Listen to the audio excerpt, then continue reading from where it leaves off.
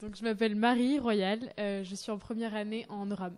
Je m'appelle Julie Citeau, je suis en première année dans le programme Europe-Afrique sur le campus de Reims. Non, je suis en première année EURAM et je viens d'Avignon. My name is Victor Fellicero Calvo. I am 1A URAM from Spain, but I lived in the US before coming to Sciences Po. So I passed the international procedure.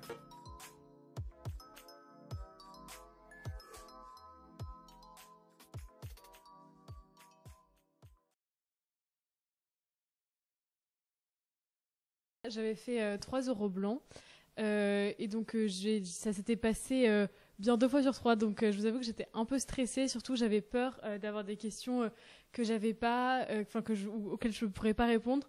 Je me rappelle que j'étais dans le hall de Sciences Po et que genre j'avais un livre de Le Monde et que je faisais que relire des trucs qui s'étaient passés. J'avais aucune idée de ce que ça voulait dire.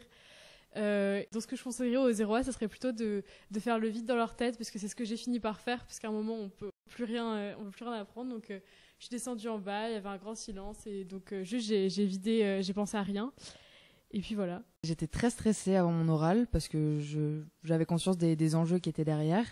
Et il m'est arrivé une petite mésaventure. En fait, j'ai fait tomber mon porte-bonheur dans les toilettes. Donc, ça m'a hyper détendue. Du coup, j'ai été parler à littéralement tout le monde et je me suis même fait des amis pendant mon oral. Et du coup, je suis rentrée dans la salle et j'étais beaucoup plus sereine. Et mon oral s'est très bien passé parce que j'étais sereine. Donc, si j'ai un conseil à donner, c'est vraiment de pas se prendre la tête. Le jury est vraiment pas là pour vous casser. Et il est vraiment là pour comprendre quel est votre projet et pour vous mettre en valeur le plus possible. L'homéopathie, ça marche du tonnerre, vraiment. Et bon, c'est ma mère, hein, franchement, qui m'a donné le conseil, mais ça marche très très bien. Dans des situations un peu stressantes, j'ai toujours mon petit rituel, c'est-à-dire je parle pas trop, je me mets vraiment dans une bulle et j'écoute une chanson que j'adore et qui me donne de l'énergie. Donc si vous avez des petits rituels comme ça et tout, ça peut aider. Et surtout ne pas écouter les autres qui vont sortir et qui vont dire ouais, l'oral était trop facile et tout. Surtout si vous arrivez en fait dans les premiers jours, parce que c'est souvent beaucoup des lycées parisiens qui passent les premiers jours et eux ils vont dire très clairement que c'était super facile. Voilà, donc ne les écoutez pas et juste soyez dans votre bulle. For the oral, I mostly just read a lot of like articles from The Economist or the New York Times, and basically I just read them and got a sense of what I would get in the oral, where you basically just like get a text and you have to analyze and give a little presentation. So I thought that like really helps. And before the the oral, obviously a lot of stress, especially within the days leading up to the oral. I guess it's just manageable, and it happens to everyone.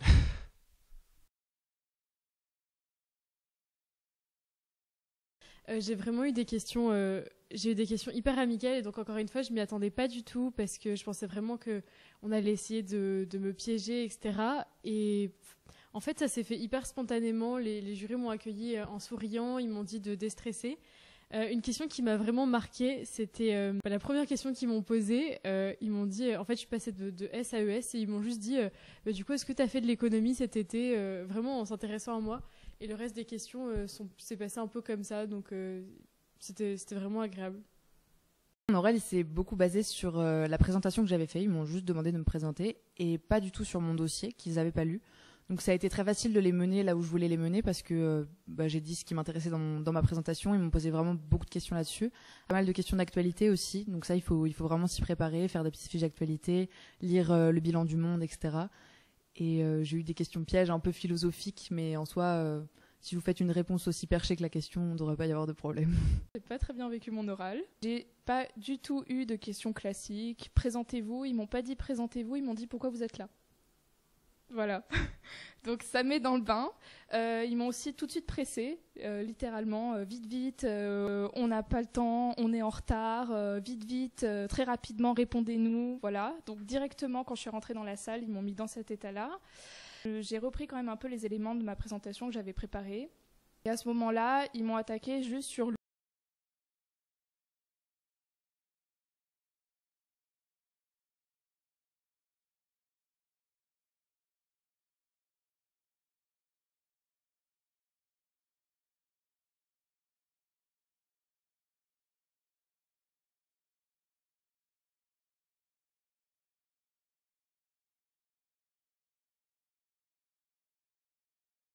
ouverture sur le monde, parce que j'avais dit que ce qui m'attirait à Sciences Po, c'était son ouverture sur le monde.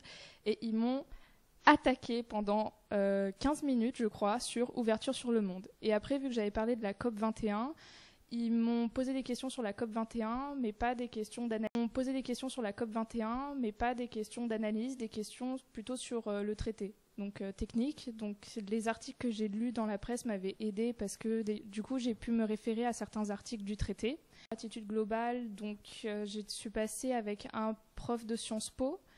Donc lui, il m'a posé une question, il répondait à la question et ensuite il me reposait une deuxième question derrière. Donc du coup, je savais pas trop à quelle question répondre. Donc je faisais un peu un mix entre les deux. Et la femme, elle, au début, elle était plutôt, donc elle était dans l'administration, elle était plutôt réservée au début. Mais après, elle s'est réveillée à partir de la COP 21. Et là, elle a été elle attaquait plus en fait.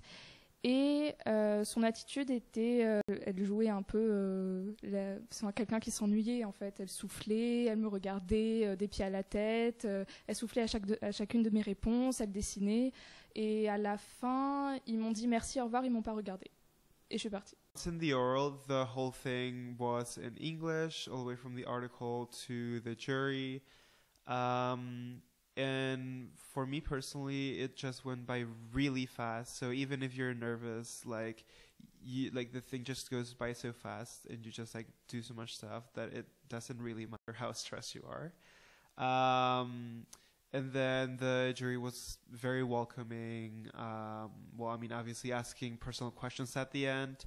But my presentation, even though I'd never done something like this, an exercise like this, it just went by really well. I just said what I wrote, and yeah, the judges obviously had a lot of questions, but I took them well, and you just like gotta try answering everything to the best of your ability. Et du coup, quand je suis sortie de l'oral, j'étais étonnamment bien surprise. Surtout que les jurys m'ont donné l'impression que tout s'était très bien passé. Donc ma première réaction quand je suis sortie de là, c'était je suis jamais prise à Sciences Po parce que j'ai jamais eu l'occasion en fait d'étaler des connaissances, de faire mes preuves. Tout ce qu'on m'a posé, c'était des questions sur moi. Donc en fait, c'était juste leur pause de 4 heures et donc ça s'est très mal passé. Et donc je me rappelle que j'ai appelé mon père pour lui raconter tout ça et il m'a dit non mais enfin c'est pas grave, fais autre chose. Donc comme j'habite à Bordeaux, juste j'ai pris le train et en fait j'ai rencontré des gens dans le train et je leur ai parlé et juste j'ai arrêté d'y penser. Et je pense que c'est ça que je recommanderais aux 0A parce que finalement je pense qu'on sait pas du tout et je voudrais témoigner de ça en fait parce que moi j'ai eu des questions qui sont relativement faciles et ça veut pas dire que ça s'est mal passé pour autant. La sortie de l'oral, il faut jamais être trop confiant parce que on ne sait jamais l'issue on peut pas dire vraiment ce que ça donne. Moi, j'étais confiante sans vraiment l'être parce que je savais que j'avais donné mon maximum et que voilà, j'avais dit ce que j'avais à dire, que je leur avais expliqué mon projet et clairement et pourquoi je voulais être à Sciences Po. Après, faut pas être trop confiant parce qu'il y a des personnes qui étaient totalement à fond en sortant de leur oral et qui se sont dit c'est super, c'est fait pour moi, je vais être pris et qui au final ont été déçus par la suite. Donc je pense qu'il faut vraiment se préparer à l'échec tout en se disant que malgré tout c'est possible et si vous êtes déjà là, c'est génial du coup. Force et courage, yes. J'ai fermé la porte de la salle, j'ai dit bonne chance à celui qui attendait derrière. Je suis sortie et je me suis dit surtout tu perds pas la face. Donc c'est-à-dire que quand j'étais dans Sciences Po, en sortant de Sciences Po, même 2-3 rues plus loin, j'étais toujours tout sourire.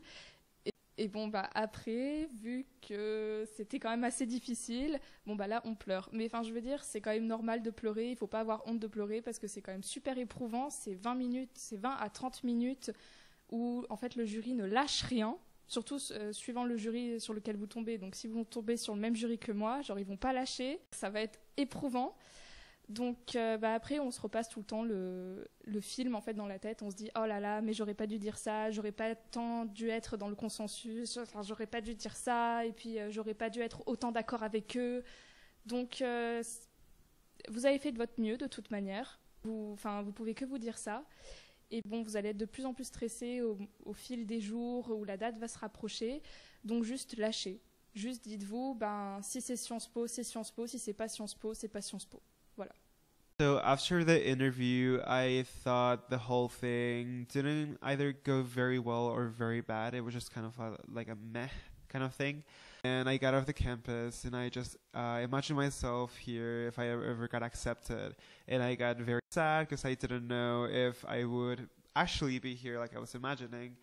But until I got my results, it was kind of in this like limbo because it was either going to go to Sciences Po or go to a university in Spain. And I was nervous, obviously, until I got my results. And then I was just shaking and I was like very happy when I actually got accepted. Je pense que j'aurais pu être beaucoup plus confiante du coup parce que le jury était finalement très sympa et je pense qu'ils avaient juste envie d'en savoir plus. Et donc moi, à des moments, c'est vrai que j'ai eu tendance à manquer de spontanéité et à répondre un peu de manière beaucoup trop organisée, en plaçant des connaissances là où ça n'avait rien à voir, mais j'avais l'impression que j'avais toujours besoin de prouver quelque chose. Donc voilà, et surtout, je pense que j'aurais dû être moins stressée en arrivant, même si c'est plus facile à dire qu'à faire.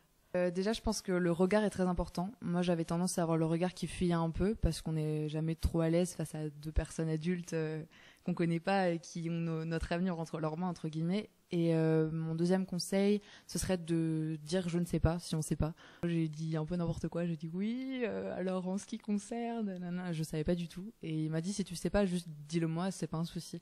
Donc voilà, c'est mes deux petits conseils pratiques. Informez plus votre position aussi. Parce que ça peut être, il y a peut-être des jurys qui vont chercher à vous dire, par exemple, à imposer leur opinion, mais peut-être plus essayer d'être dans le débat en affirmant un peu votre opinion. Des fois, vous pouvez être d'accord avec le jury, vous pouvez leur dire, oui, sur ce point, vous avez raison, mais quand même, je préconiserais ça ou autre chose, vous voyez. Mais ils cherchent à vraiment cerner votre personnalité pendant l'oral. Voilà. Something that I actually did well, and I know this because of one of the jury members that I actually met after getting accepted into Sciences Po, was that I did a lot of nuance. So instead of taking one of the two sides that were discussed in my article, I never took a side and was very diplomatic, and that's what apparently got me to Sciences Po.